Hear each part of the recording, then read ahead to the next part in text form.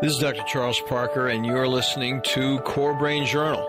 It's the place where I connect both fresh discoveries and interesting different perspectives from advanced mind science with the realities of real people and everyday life down on Main Street.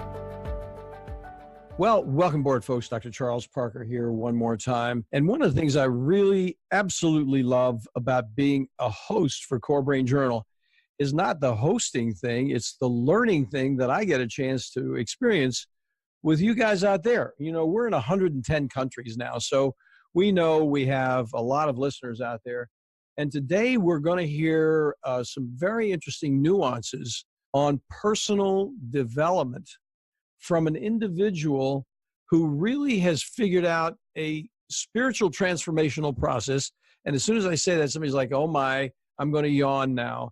But no, this is a transformational process that involves, and I said spiritual because it is transcendental, the way she's thinking. And we talk about transcendental thinking all the time here at Core Brain Journal.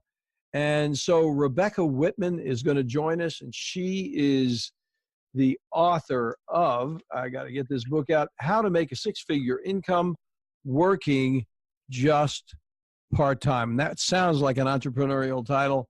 Rebecca, thank you so much for joining us. I really appreciate it. Thanks for having me, Dr. Parker. So Rebecca is a very deep person, and we were talking a little bit beforehand. And what I want to do is help her kind of introduce herself to me and to our audience here, because we share some things in common, to tell you the truth. I mean, I went to medical school in Philly. Her father, medical school in Cincinnati. She's from Cincinnati. Did you go to medical school? Where do you actually go to medical school, Rebecca?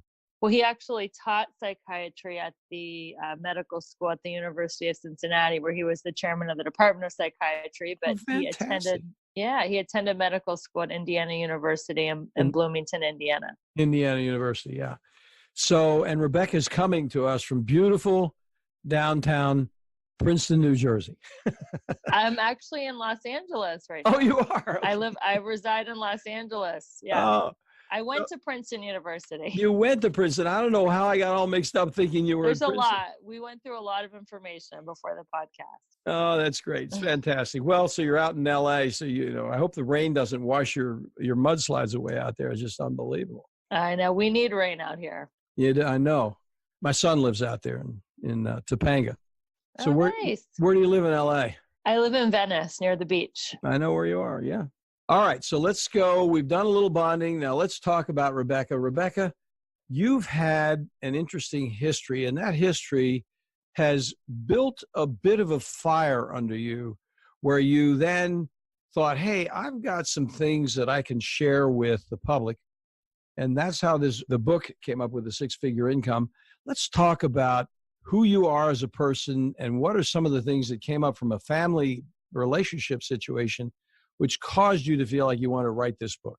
Well, that's a great question. So growing up, my dad was a total overachiever. He graduated high school at age 15, college 18. He graduated medical school at age 20. He had to wait a year before practicing medicine because you had to be 21 to get a license. Oh my God. And he was just a total workaholic overachiever. So I saw that example of success, but I didn't really think he was happy all the time, even though he had a very fulfilling long career as a psychiatrist. And so I kind of sought out to create my own definition of success. And to me, success is defined by how much joy I have. So the reason I actually wrote the book is my dad was 91. He was on his deathbed. And he said, do me a favor and write something. I don't care if it's a blog or a, op-ed or an essay, just write something because I think you have a very interesting viewpoint on life that people will want to hear. Mm-hmm. So because of him, I wrote the book and I dedicated the book to my father. Fantastic. What a great thing for your father to say to you. I mean, isn't that terrific that he had the confidence in you to say, look, you could do this. This is really important. Mm-hmm. And you have a message in you. Let's get it out. Exactly. That's exactly what he said on one of our last conversations of his life. So I don't know if I would have been that motivated to write it, but I wanted to honor him. So Hmm. it was a great experience. I'm so glad I wrote the book, though, and it's helping a lot of people. So let's talk about the concept of the book in the larger perspective, because it helps us understand your mission and what you want to accomplish. So basically, I divide life into 7 areas. And when you get these 7 areas in balance, not only will you make 6 figures, but more importantly, you'll be happy and healthy. And I believe that happy is the new rich and health is the new wealth. So the areas are spirituality, physical fitness, emotional, romantic, mental, social, and then finally financial. So you actually start on the flip side, as we were talking about before we actually started this conversation. So Yes, you're not saying, hey, folks, let me give you this rainbow to chase, right. this dollar rainbow. Let's get into who you are as a person. And when you actually develop yourself as a person, there will be a transformational experience which will take place, and everything else comes relatively naturally if you follow these guidelines. Exactly. People think, well, I'll get in shape when I make money, or I'll fall in love when I make money, or I'll have a great social life and have time for friends after I make money. And in the book, I'm saying, no, you need to get all those things in order first. And then as a result of having a balanced, fulfilling life, then you'll make money. So that's interesting. So then when you get started, we're not going to ask you to do the entire book here, but I think Right. an important point would be to really say a bit about, let's take a moment to just think of a metaphor of a person who's a relative innocent and they're kind of lost with who they are. And what is one of the first things that you think a person really needs to come down to begin that developmental process and really be more serious about it? Well, the foundation of all 7 areas, and I think to leading a fulfilling, happy life, is to have some kind of spiritual practice. It doesn't have to be the traditional Judeo-Christian God. It could be love. It could be breath. It could be something. But just to have some kind of a morning practice where you kind of get yourself centered and grounded and ready to face the day. So I'm a strong believer in meditation and affirmations. And the book has 3 affirmations at the end of each chapter. Oh, I So got you. Okay. let's say, we're starting off with spirituality. So at the end of that chapter, there's 3 affirmations. And actually, my friend, she is a psychologist and she does a group therapy. And at the beginning, they kind of say which of the 7 areas they want to work on that week. And they start with saying the affirmations just to get them in a positive mindset. So for the spirituality chapter, it says, I am a spiritual being having a human experience. I have a connection to the divine that gives me peace and ease. I am able to go with the flow and know that everything works out for me. Heavy. It sounds so simple in a way, but it's so heavy. Yeah, these are deep spiritual truths. So then each one of your chapters in which you're starting to provide a structure for individuals has an affirmative affirmation experience that becomes a part of that, so they Yes, can actually move along and take themselves off the dime, so to speak. exactly. So then if you have tell me what your thought about this idea here is, because my feeling is I wrote a book called Deep Recovery years ago. I think it Yes. was like 92 or something like that. And one of the things that led me to that book is a transformational experience that I had in my life where I really had to think more deeply about what was going on after I had all this psychoanalytic training and child and adult psychiatrist, this and that and the other thing, and had a transformative life experience with a person that I was working with that was unpleasant, to say the least. Okay. Mm. And so I had to turn the light on and figure out who I was. But the whole idea of thinking about spirituality on a different level, but how do you help a person when they come into you or your colleagues to get past the word spirituality in some constructive way? Because I think so many people are kind of turned off. It's just, it sounds like such a woo-woo term. We know what spirituality is. Yeah, I go to church. I'm an Episcopal. But this whole spirituality thing is way too woo-woo. So what do you think about how does a person approach that? How would you suggest approaching it? Well, I would say that we are not our thoughts. So, one of the great things with meditation is you learn to detach the silent observer from the thoughts and kind of watch them go by as if you're watching cars go by on a highway. So, if we're not our thoughts, then what are we?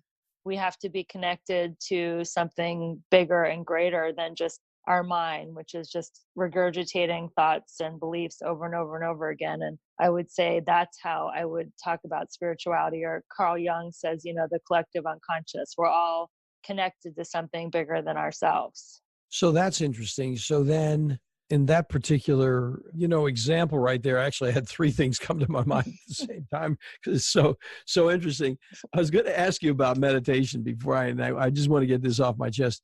So I did Zen meditation for a long period of time. I did the martial arts for many years and was into all the reading of the Zen way to the martial arts, all this sort of thing, and got into it. What type of meditation do you do? Do you have a particular brand type? And what is the technique that you recommend that a person use to actually have the best meditative experience?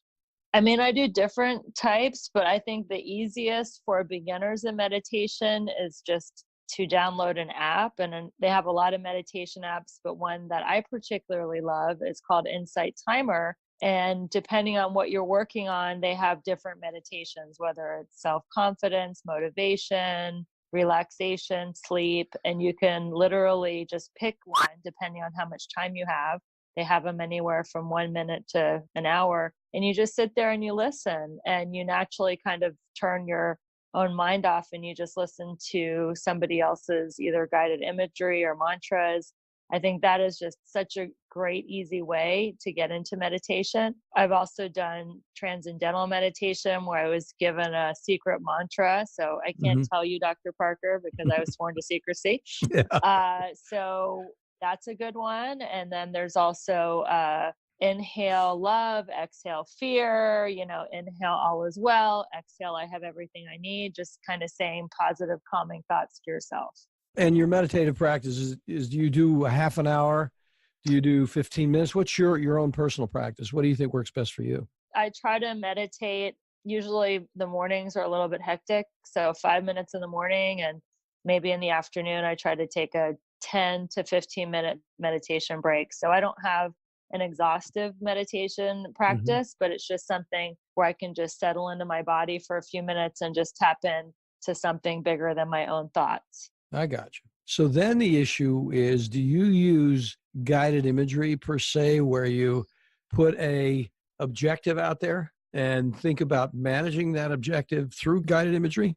Well, depending on what time of day it is, I do select from that app, what I want. So I'll pick a morning meditation and they're different. Some of them are just setting up your day, this is what I want to do, and this is the type of person I want to be. I don't really have guided imagery. It's more just the time of day and how many minutes I have. And then I just choose, whatever strikes me as interesting at that moment.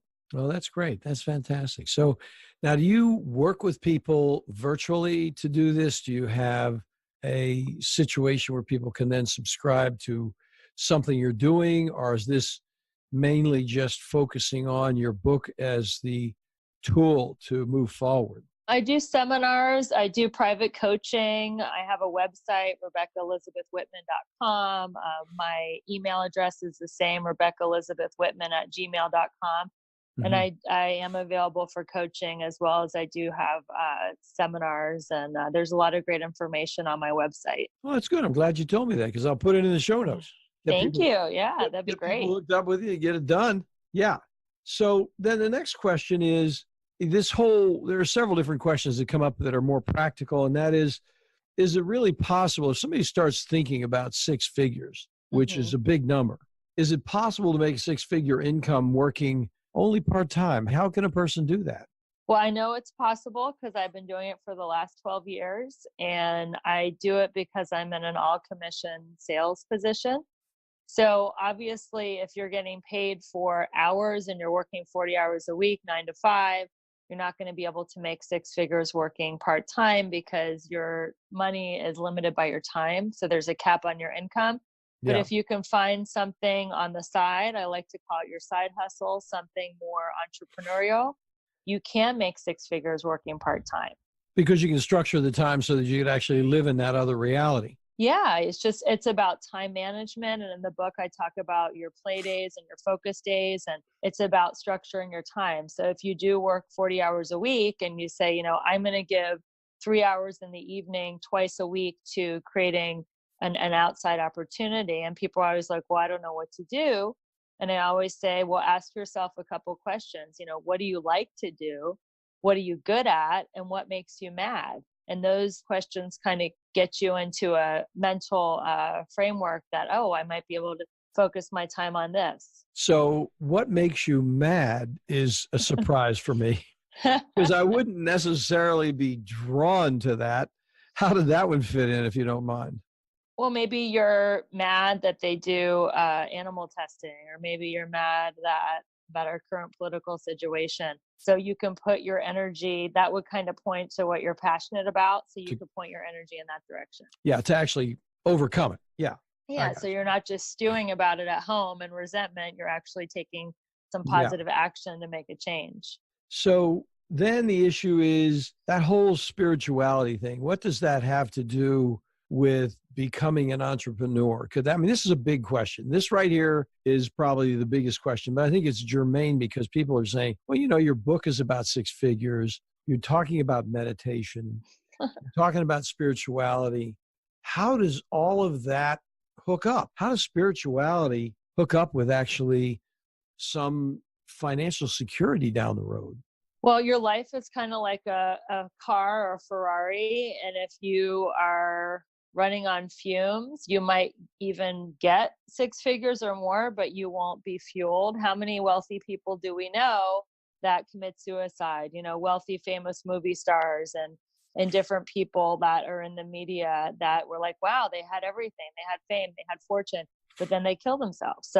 Or they're desperately unhappy. You're a psychiatrist. I'm sure you see very affluent people who are just desperately unhappy. So, and as Freud said, most men lead lives of quiet desperation. So to get over that barrier of being unhappy with or without the money, I think that spirituality is an important factor. And that's why I make it the foundation of all the other 6 areas. So then let's talk about the practice, because if time is one of the variables, what do you think is the minimum practice that a person, they're saying, look, I like this woman. I like what she's talking about. I do need to change my life. I'm willing to dive into this a little more quickly and more thoroughly, but I'm really hesitant because I'm so darn busy. How can I actually structure my time in some way that I can begin to actually realize some of these goals and objectives regarding meditation and self-fulfillment?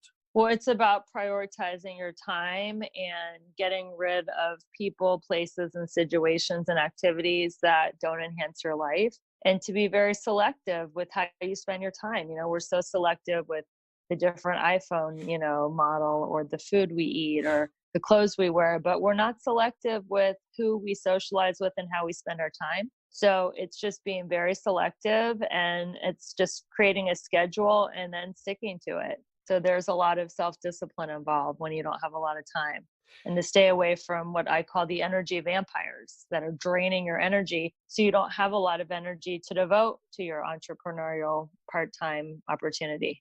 Yeah, I call them the vortex. I've got a bad word for it, which I won't say over the radio, but the vortex sucks you up into whatever else is going on. But do you think you could do it could a person do this if they just did 15 minutes a day?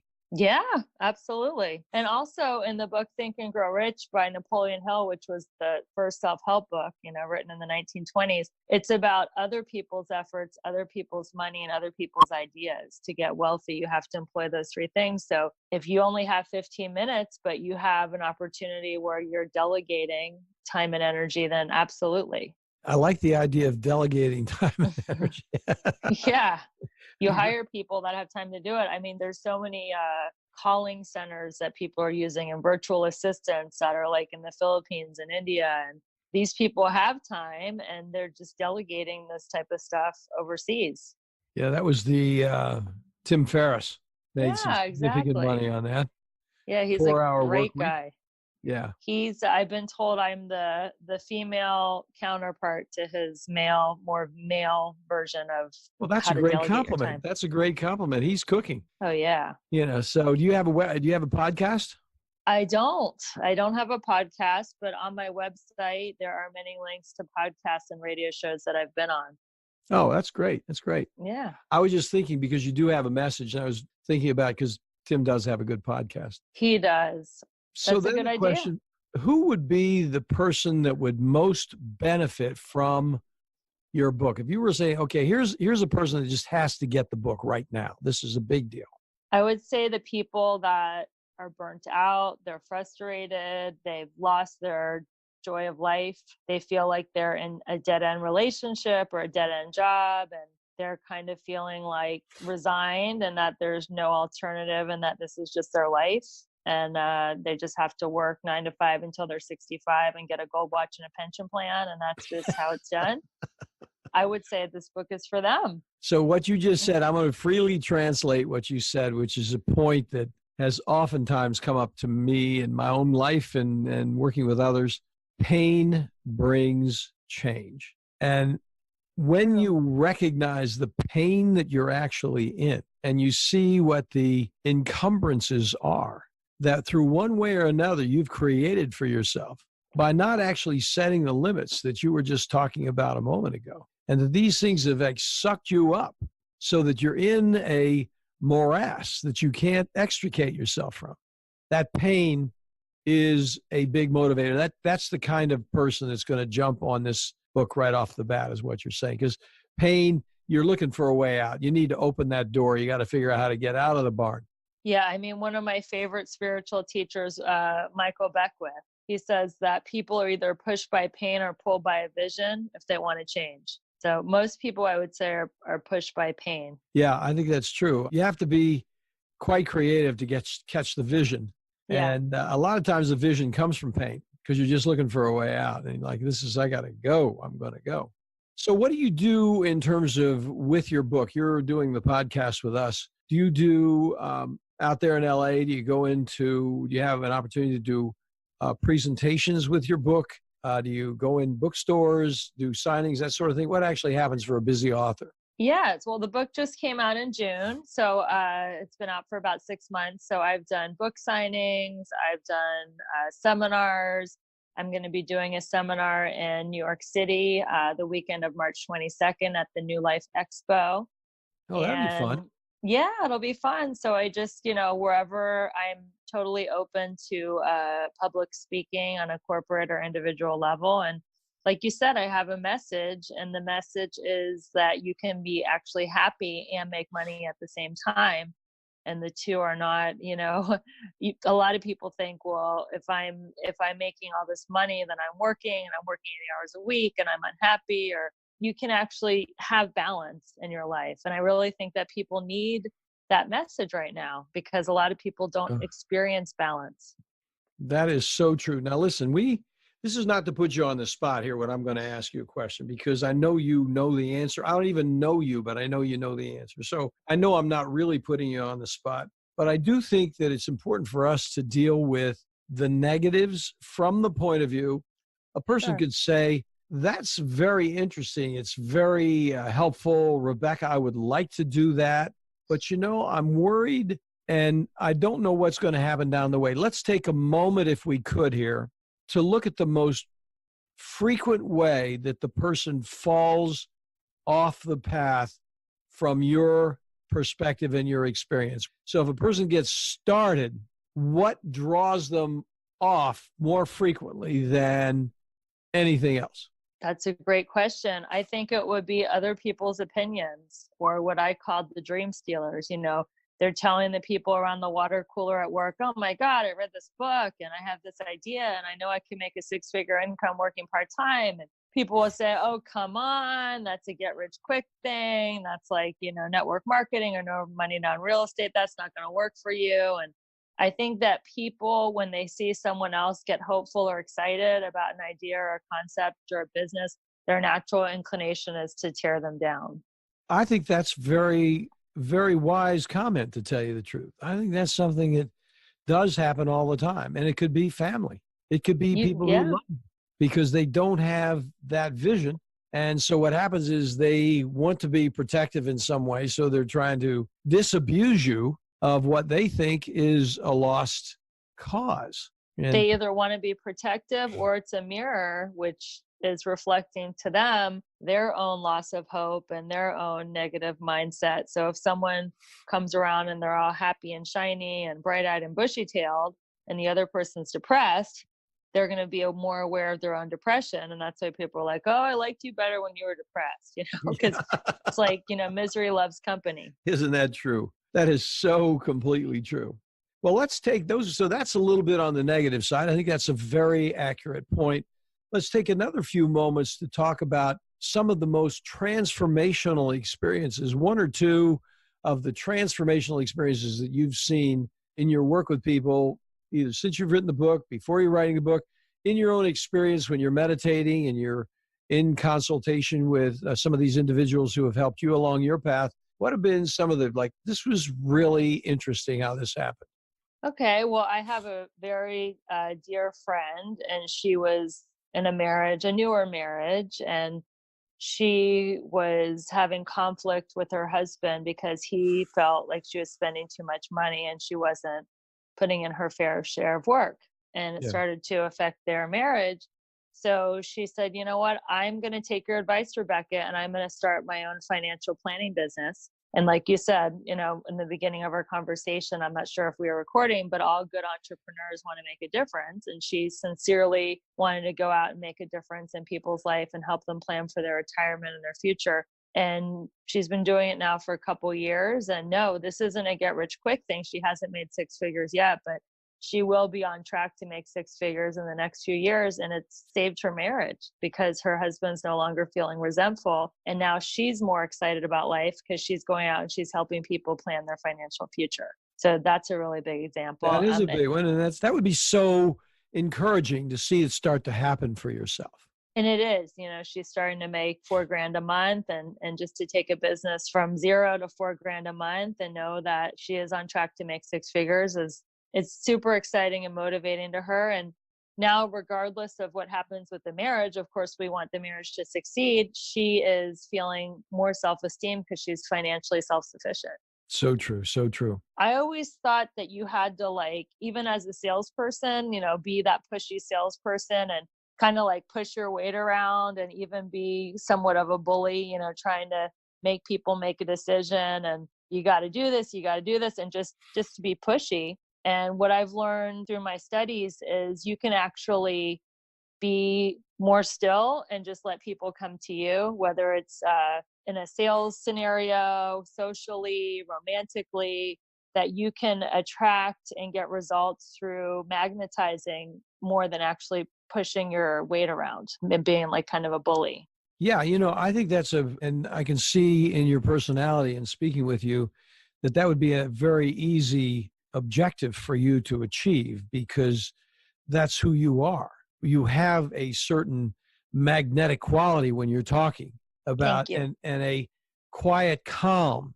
Here's what could happen, as opposed to you got to do this, you got to do that. Well, and how did it work with your father being a psychoanalyst? Now, we talked about this. I don't think we've talked about it since we started the recording. And we were doing a little bonding on psychoanalysis. Yeah, and your father was very significant and influential. But the other side of it is coming from a medical family where psychology is so much part of the family. What was your thought about that whole experience growing up? Well, it's funny because as I shared in the beginning, my message is that joy is the evidence of success. And I was so excited to tell my dad that. And he said, that's one way to be successful. he couldn't accept it as the only measure. He said, that's one measure of success, joy. So he couldn't accept that. But yeah, I didn't even tell you, my sister is a psychiatrist in New York City, and my brother is a psychologist. He has a society here in LA. So my other sister's got an MSW. My mother's got an MSW.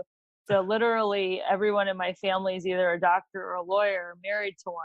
And I've chose not to do either one of those. So how does it affect my family, or what was the question? Oh, no, I was only curious I was really only thinking about it in a limited way, which was your relationship with your father. Because I've seen so Okay. many people in mental health, and especially like my wife actually had a psychoanalytic adventure herself. I was Hmm. psychoanalytic training. So, of course, you have to undergo psychoanalysis, and all our friends were psychoanalysts. Okay. So, the Right. people we were hanging out with. And we made a vow early on that we weren't going to pull any psychoanalytic mumbo jumbo on each other. Okay. We just like, don't tell me about your mother and don't interpret mine. We're going to live. We're not going to care, because it would be happen. So often we'd go to a play down in downtown Philly, and all of our friends were psychoanalysts, and they'd be looking at the deeper meanings of the play. And we'd be talking about this and that and the other thing. So that's what I was really thinking about, whether how your father actually handled that, or whether there was something going on in some similar respect regarding the way you were raised. Well, have you heard that old saying, Dr. Parker, that everybody in the village has shoes except for the cobbler's family? So Yeah. uh, I don't think I was psychoanalyzed. I think he just let me run wild and kind of fall on my face and fend for myself and learn my own lessons and come to my Uh-huh. own conclusions. So I don't think he psychoanalyzed or overparented me. He just kind of let me kind of find Okay. myself through trial and error and through a lot of failure and a lot of triumph. And there I forged some kind of sense of self. He set the example by his self-confidence. He did.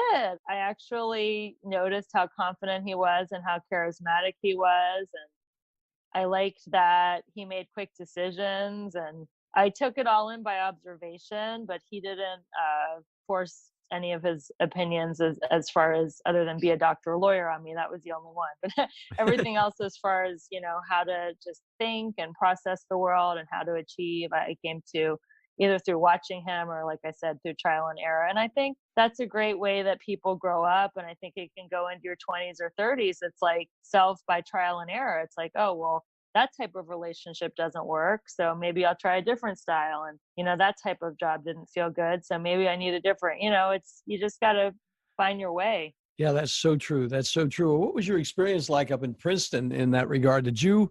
Were you interested in psychology when you were in your Princeton work? They have a class called Psychology 101, and it's fondly nicknamed Nuts and Sluts. Uh, I took that, but I had a degree in English literature and a minor in Italian language and culture. So they didn't really have a psychology major that I was aware. They probably did, but I Mhm. was more interested in the humanities, like English and history and that type of Oh thing. yeah, yeah. That would have been so much fun. So you actually came along as a writer very early. Yeah, I hadn't written since I graduated from Princeton, and it just came back to me because I had to write so many papers when I was at Princeton. And I think I really learned like how to write an outline and how to organize my thoughts and expand on them. And that was one of the great skills that I developed at Princeton that I didn't even really know I had until I sat down to write this book. And by the way, this is a short book for your listeners. It's only about 80 pages. So I haven't written Pride and Prejudice or anything crazy like that, but it's a nice, easy, quick read. And a lot of people go back to it and they employ it in their daily meditation and their daily spiritual practice because it's something that you can get, more and more out of the more you read it. So it's a short book, but it's a very rich book. Fantastic. Now, tell me this. Is there anything that you feel that you really, in terms of your message, I like the whole insight timer and all that. I really enjoy the concepts you were telling us about how you can actually make the applications. Is there anything else that you think we missed that would be on your message, your mission, something, hey, Parker, there's one thing I wish we could have spent a little more time on because we're running out of time here. And I just wanted to give you a chance to think about that. I think there's two things. One of them is the importance of exercise as far as your well-being and having more energy to devote into making six figures part-time. A lot of people think I don't have time to work out because I'm so busy making money. Hmm. But I believe that if you can find the time, especially in the morning, to exercise, it kind of sets the tone for your day and it Yes. actually gives you more energy. And I feel like health is the biggest resource that we have because you can have wealth. And if you're bedridden and sick, then you can't even enjoy your wealth. You're just in bed. So I really believe, move a muscle, change a thought, and you can get dopamine and serotonin and endorphins from exercising the same way you can get off drugs. Cook so them that up. is cook You're it actually up.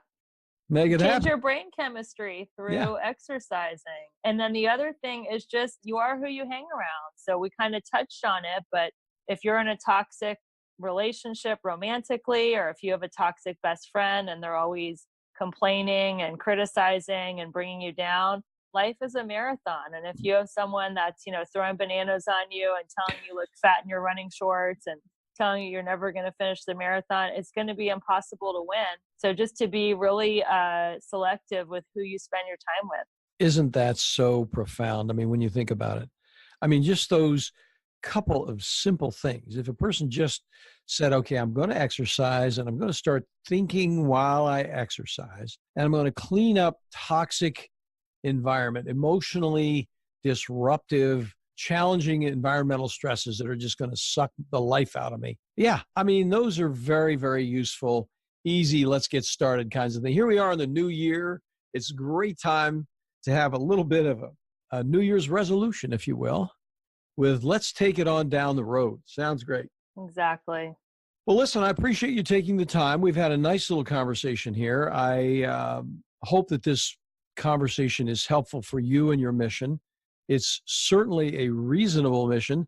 And I think in conclusion, one of the things that happens is you do have two objectives in the title of your book, but when you get down to it, it's really only one. Now, you and I kind of talked about this. Six-figure income is kind of the glitter, but what you're talking about is personal transformation. Yes, it is. So Six-figure income. Six-figure income is like, well, who wouldn't want that? Let me see what's going on. And then, oh yeah, and here's how you go about it. You change and improve who you are, and you set a system for self-improvement that has these various engagements associated with them, and then you will find the six-figure income. And even if you're making six-figure income or seven figures, there's tips, tools, and techniques in the book. It's not esoteric or so metaphysical that it's woo-woo. It's like tips and tools and practical things that you can start employing today, and it can give you a different result in your health and your happiness and your relationships or in your finances. So it kind of covers the whole spectrum of having just a fulfilling life. What a way to finalize the conversation. I love that. Thank you so much for joining us here in the beginning of a new year. Way to go. Looking forward to hearing more about your progress. Don't hesitate to give me a call if you have something else you want to talk about that say, Parker, here's something else. We had a wrinkle. We had an experience. This would be fun for your audience. Let's get on it. Thank you so much for your time. And you can get the book on Amazon in paperback, Kindle, or audio forms. And it was such an honor and privilege to spend some time with such a thoughtful and intelligent doctor. Wow, what an honor. You're very sweet, girl. I'm telling you, we'll have all the links for your book. I didn't really say this. It's going to be at Amazon for sure. But we're going to have all the links and all your other links for getting coaching with you and getting connected with you on the show notes when they come back over. So perfect. We'll get that done. Great. Thank you once again. Thank you. So nice meeting you and connecting. Me too. Happy Thank you New very Year. much. Happy New Year to you. Thank you. Thanks for listening to Core Brain Journal. We're working every day behind the scenes to bring you reports that connect research benches with those street trenches. Here we share the complexity of mind science because, as you know, details really do matter. One of the most pervasive, misunderstood challenges is how commonplace medications, like those written for ADHD, are used so regularly without clear guidelines. If you think you'd like more specifics, take a minute to download my 2-page PDF packed with video links and references on the absolute essentials of how to start ADHD medications. They're easily available at corebrainjournal.com/start. Thanks for listening. Do connect and stay tuned. Together we can make a difference.